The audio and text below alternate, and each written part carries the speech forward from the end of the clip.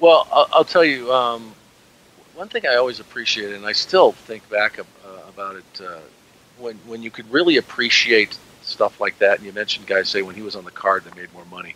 Well, we used to do shows at the Garden, Madison Square Garden, and then we'd also the Boston Garden, and seeing that where you really saw the respect that the boys had for each other is when you would go into these locker rooms, and these were televised shows, but they were just local, regional cable network shows. So they were in a lot of ways like a house show. And I remember you'd go into the locker room, and every single one of the boys, when they came in, and you'd be sitting there, and they would walk around and shake every single person's hand. And that's the way they like the headliner. It was like just like the old days, because if you got a big guy on top of the card like Hulk and he's in town, you're going to make money that night, because that's how those guys got paid back then. That's they weren't under contract. They didn't get money for showing up to TV. They made money by being on the road like they did, doing these show after show after show. So you wanted big guys to be on the card, and I think that when they saw what he had become, probably early on they didn't think that, but what he did become, he became a huge part.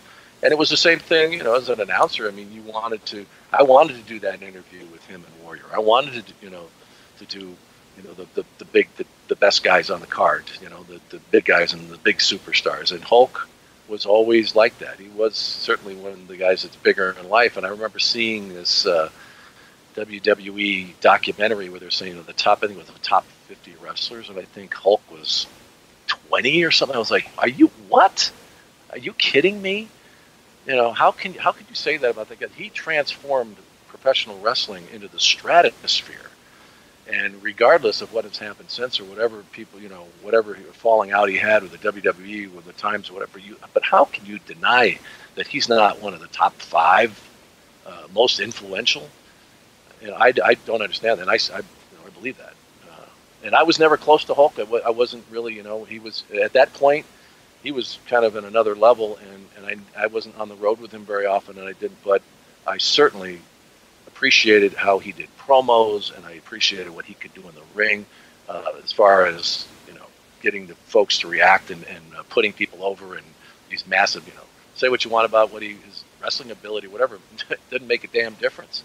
Look how gigantic he was, and what he did for not just the WWF, WWE, but what he did for all of